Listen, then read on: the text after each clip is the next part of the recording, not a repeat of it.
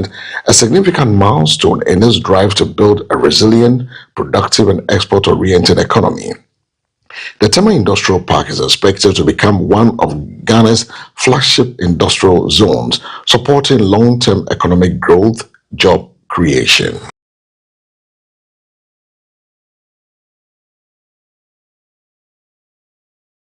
Meanwhile, the Minister for Works and Housing and Water Resources says the Tema Industrial Park is a critical investment that will accelerate Ghana's industrialization, stimulate economic growth, and also create sustainable employment opportunities across the country.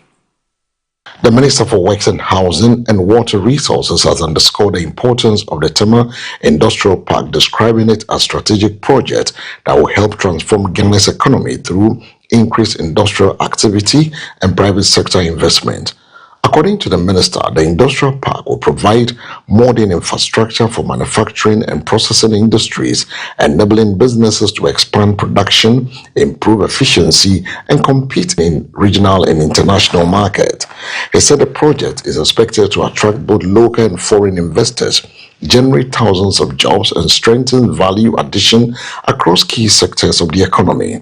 The minister further noted that the development aligns with government broader economic transformation agenda by promoting industrial growth, improving infrastructure, and creating a more conducive environment for businesses to thrive. He added that the investment in projects such as the Tema Industrial Park are essential to diversifying the economy, reducing unemployment, and enhancing Ghana's competitiveness as a preferred destination for investment. Government says the Tema Industrial Park will play a pivotal role in driving industrial development, boosting economic productivity, and supporting the long-term national growth. I dare say that the Tema Integrated Industrial Park is not only an infrastructure project. It is a strategic economic engine that translates policy into tangible, large-scale opportunity.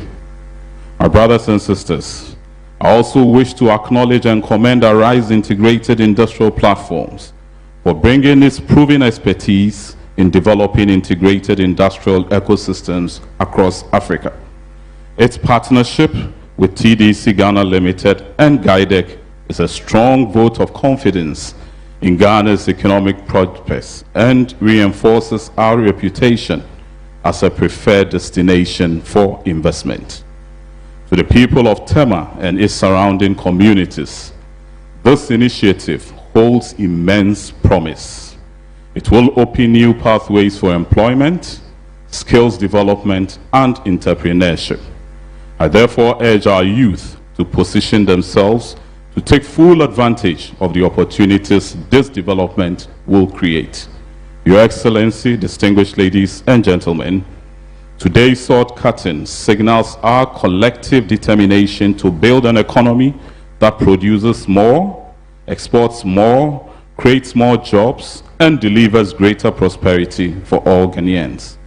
I commend all partners who have contributed to bringing this vision to life and assure of government's unwavering commitment to providing the enabling environment necessary for its successful implementation.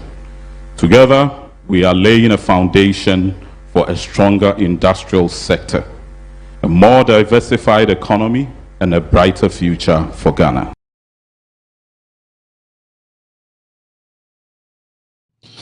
Away from the Tema Industrial Park, the Interior Minister is calling for improved coordination among state agencies to strengthen Ghana's preparedness in response to flooding, which continues to affect several communities across the country. The Interior Minister has urged enhanced collaboration among key state institutions for better managing the recurring challenge of flooding in parts of the country.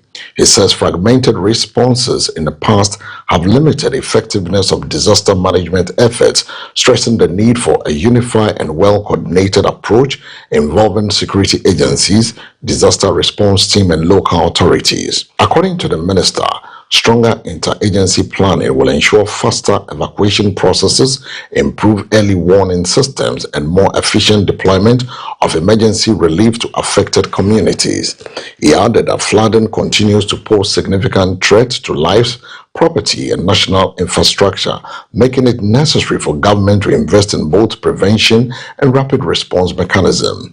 The minister further emphasized that agencies such as NADMO, the Ghana Police Service, the Ghana National Fire Service, and the local assemblies must work more closely to reduce the impact of future flood events. I believe that this is the thing that we need to be doing. I've spoken to the Secretary to the President. We've agreed that as the Secretary to the President, he'll be able to pull all of us as ministers together to come and sit down and make sure that we prepare ourselves, because like you rightly said, I mean, we had this warning that June, July is not going to come easy. June, July, yes, but if you ask the Met person, I'm happy you said that it's going to speak. Ask him for today, when did they give us the actual alert that this will happen? Yesterday night, 11 p.m. 11 p.m. when majority of Ghanaians were asleep. This country is not a rich country where we have shelters where we can collect people and go and put them. I mean, this country is not that rich. Let's not be running away from actual responsibility and facing the reality. This country is not a rich country. We have a limitation in terms of what we can do, in terms of the resources that are bestowed on us. So, yes, I agree, we could do more, but let's not make it look like all politicians, I mean, people are not thinking about the country, they are just thinking about themselves, they put them in position, they are not proactive. I can bet you, if we didn't sleep.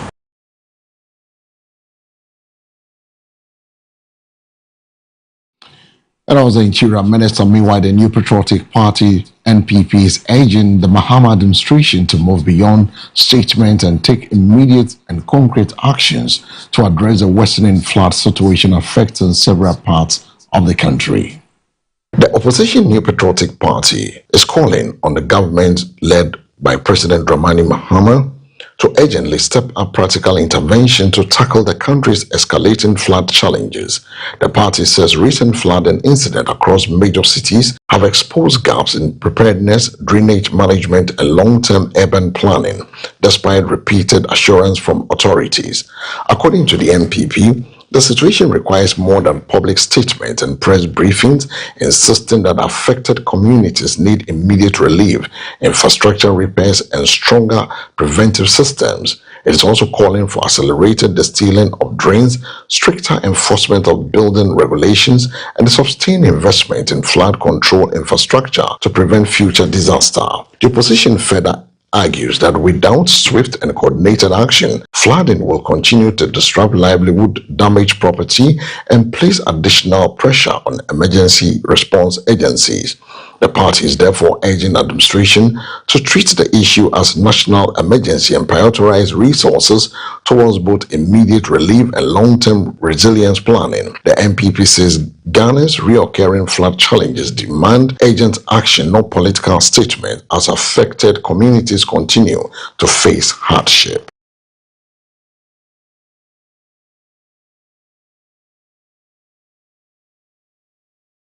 From the corridors of the opposition, the President John Dramani Mahama has directed immediate release of 300 million Ghana cedis to support flood prevention measures and provide relief to communities affected by recent flood across parts of the country. President John Dramani Mahama has ordered the release of 300 million Ghana cedis to strengthen flood prevention efforts and provide urgent assistance to victims of the recent floods that have affected several communities. The funding will support emergency relief operations, rehabilitation of damaged infrastructure, distilling of drains, and other interventions aimed at reducing the impact of flooding, particularly in vulnerable areas. The president said government remains committed to protecting lives and property whilst intensifying efforts to improve Ghana's flood resilience through coordinated planning and infrastructure development. He stressed that the recent floods underscores the need for sustained investment in drainage system, enforcement of planning regulations, and strong collaboration among state institutions and local authorities. The directive forms part of government's broader response to the flooding, which has has displaced families, damaged homes, businesses, and disrupted economic activities in several parts of the country. Government says a 300 million Ghana cedis intervention will provide immediate relief for affected communities while supporting long-term measures to reduce the reoccurring threat of floods across the country.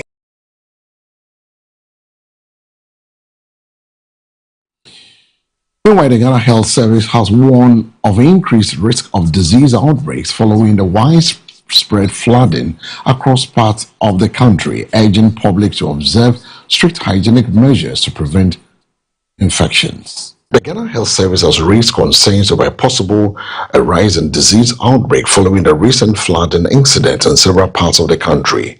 According to the service, stagnant waters and contaminated drinking sources create ideal conditions for the spread of waterborne and sanitation-related diseases including cholera, typhoid fever, and acute diarrhea infections. Health authorities are therefore urging residents in affected communities to boil drinking water, maintain proper sanitation practices, and avoid contact with flood-contaminated water where possible. The Ghana Health Service also says surveillance systems have been activated in flood-prone areas to detect and respond quickly to any suspected outbreak, whilst medical teams have been placed on alert.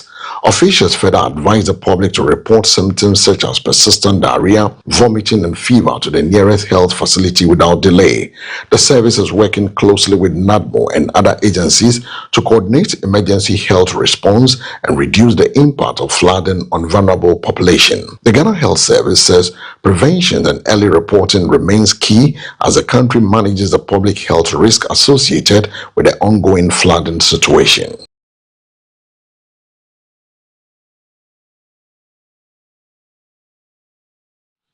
And with that from the Ghana Health Service, we bring to end the major stories and making headlines of this week. We'll go for a break. When we return, we go straight to the business desk.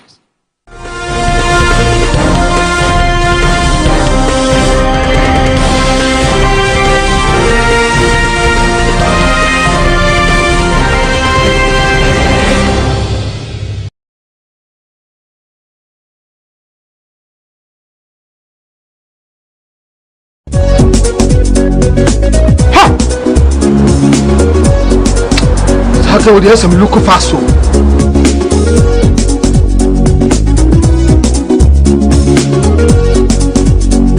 Baba, me again. Let's go yale. Look what you man. Oh, you need it. 90 minutes. My friend, doctor, when I'm crossing over. So what was swearing? She has malaria. Malaria. Oh, what is it with the router? We copy the absence. A drone, a friend, router next. Yeah, come on, let it draw. And running so trap and the draw abaso body ase waboguta mixture abaso guta severe economic disruption, with early estimator pointing to billions of cedis in losses as businesses, infrastructure, and livelihood come under strain. Ghana is facing a significant economic fallout following recent severe flooding that has affected major urban and rural communities across the country. Preliminary assessments suggest that the disaster has resulted in billions of cedis in damages and economic losses, with key sectors including transport, retail, agriculture, and small-scale manufacturing heavily impacted. Road networks, drainage system, commercial properties in several flood-prone areas have been damaged, disrupting supply chain and slowing down economic activity. Small businesses, particularly informal trading hubs, are among the hardest hit, with many reporting destroyed goods, collapsed structures, and prolonged closures. Experts warn that beyond immediate physical damage, the flooding could also slow short-term economic recovery efforts and increase pressure on public financing due to rising emergency response and reconstruction costs. Authorities are now focusing on relief distribution, infrastructure rehabilitation, and flood mitigation measures aimed at preventing the reoccurrence of such widespread destruction. The situation has reignited national debate on urban planning, drainage management, and enforcement of building regulations in the flood-prone areas. Economists says sustained investment in drainage infrastructure, disaster preparedness will be critical to reducing future economic losses from flooding in Ghana. In our business story, the Chief Executive Officer of the Ghana Chamber of Mines says the adoption of digital technologies in the mining sector is giving Ghana a strong competitive edge, improving efficiency, safety, and productivity in the operations. The Chief Executive Officer of the Ghana Chamber of Mines says digital transformation is reshaping the mining industry in Ghana, positioning the country as a more competitive player in the global mineral market. He explained that technologies such as automation, data analytics, remote monitoring, and smart mining systems are helping companies improve operational efficiency, reduce costs, and enhance safety standards. According to him, the integration of digital tools is also improving environmental management and compliance, ensuring more sustainable mining practices across the sector. He noted that Ghana's mining industry is increasingly leveraging innovation to optimize production, reduce human risk in high-hazard environments, and improve decision-making through real-time data. The CEO further stressed that continued investment in digital infrastructure, skills development, and innovation will be key to sustaining the sector's growth and maintaining Ghana's attractiveness to the global investors. He added that with the right policy environment, digitalization could significantly boost productivity, strengthen the mining sector's contribution to national revenue. The Chamber of Mines says digital transformation is not optional but essential for building a safer, more efficient, and globally competitive mining industry in Ghana.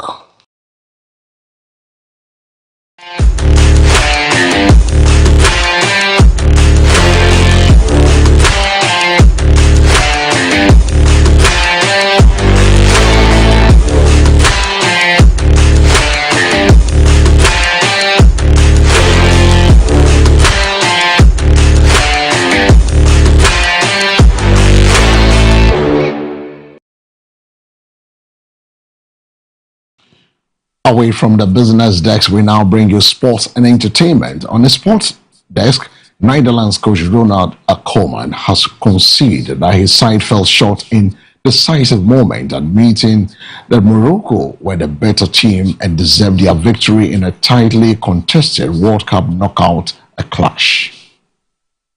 Netherlands head coach Ronald Koeman has openly admitted his team failure to take control of a key moment in the World Cup knockout match, acknowledging that Morocco deserved to win. Koeman said his side failed to kill the game when they had opportunities to extend their advantage, allowing Morocco to grow in confidence and eventually turn the match in their favor. He praised the Moroccan side for their disciplined tactical organization and determination, noting that they punished the Netherlands for their missed chances and lapses in concentration. According to Koeman, the defeat is a painful lesson for his team, especially at this stage of the tournament where small mistakes often prove costly. He added that while the Netherlands show moments of quality, they lack the sharpness and composure required to close out high-pressured knockout games. Morocco's victory has been widely hailed as historic achievement, with the team continuing their impressive run in the tournament and strengthening their reputation on the global stage. Koeman says Netherlands must learn from the defeat as Morocco advances deservedly after a disciplined and clinical performance. Now we move straight to the entertainment segment where Afrobeat superstar Davido is embracing his cultural heritage with the release of his latest project, Odiera, an album that blends traditional African sounds with contemporary global music influences. Nigerian music icon Davido has unveiled his latest body of work titled Oliade. A project marks a return to his cultural and musical roots. The album is being described as a deeply African-inspired collection that fuses Afrobeat with indigenous rhythms, storytelling, and traditional sonic elements drawn from across the continent. Davido says the project reflects his journey, identity, and connection to African heritage, whilst maintaining the global appeal that has made him one of the continent's biggest music exports. Industry observers say Oriade highlights a growing trend among African artists who are increasingly incorporating native sounds and cultural themes into mainstream music to preserve authenticity whilst reaching international audience. The project is also expected to strengthen Davido's influence in the global Afrobeat movement, which continues to dominate charts and stream platform worldwide. Fans and critics alike are anticipating a strong commercial performance, with early reactions praising the album's cultural depth and production quality. Oriade is seen as a powerful artistic statement reaffirming Davido's roots whilst expanding the global reach of African music.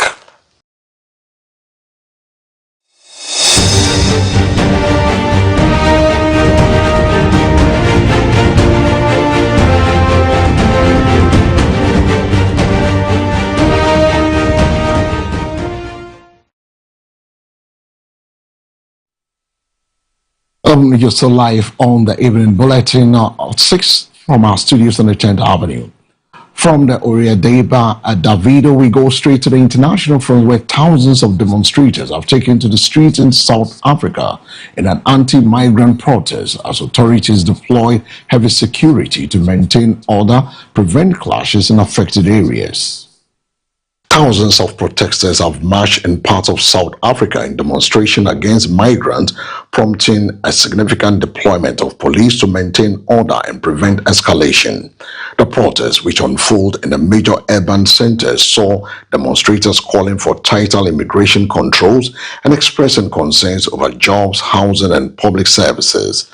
Security forces maintain a strong presence throughout the marches, with police monitoring key routes and separating groups to avoid confrontation. Authorities say they are closely watching the situation to ensure that demonstrators remain peaceful and do not descend into violence or xenophobic attacks. Civil society groups have urged calm, warning that the rising tension could undermine social cohesion and fuel further unrest if not carefully managed. South Africa experienced periodic tensions over migration issues in recent years and often linked to broader economic pressures and competition for limited resources. Officials are expected to continue engagement with community leaders as part of efforts to address undermining grievances whilst maintaining public order. Authorities say they are balancing the right to protect with the need to protect public safety as tensions over migration continue to surface in South Africa. Away from South Africa, we go straight to the U.S. court, where the U.S. President Donald Trump has suffered a setback after the Supreme Court ruled against efforts to end a birthright citizenship, upholding long-standing constitutional interpretation on the issues. U.S. President Donald Trump has lost a legal battle at the Supreme Court after judges ruled against attempts to end birthright citizenship in the United States. The case centered on efforts to reinterpret the constitutional provision that grants automatic citizenship to individuals born on U.S. soil, regardless of their parent immigration status. In its ruling, the Supreme Court of the United States upheld the long-standing interpretation of the citizenship clause, effectively blocking the proposed changes. The decision is being described as a major legal setback for Trump's immigration policy agenda, which has consistently called for stricter control on citizenship and broader enforcement. Legal experts say the ruling reinforces established constitutional precedent and limits the ability of the executive branch to unilaterally alter citizenship rules without formal constitutional amendment. The judgment is expected to have wide-ranging implications for immigration policy debates in the United States, particularly as political tensions over border control continue to intensify. The Supreme Court's ruling preserves the existing framework on birthright citizenship, marking a significant moment in the ongoing U.S. immigration debates. And on that note, we've come to the end of this evening news bulletin, coming to you live from our studios on the 10th Avenue Extension, Greater Estate. But before we take leave of you, let's recap the stories that make headlines. President Mahama signals transformation through Tema Industrial Park. In business, billions in economic pain follows brutal flooding event in Ghana. On the international front, thousands of anti-migrant protesters march in South Africa amidst heavy police presence.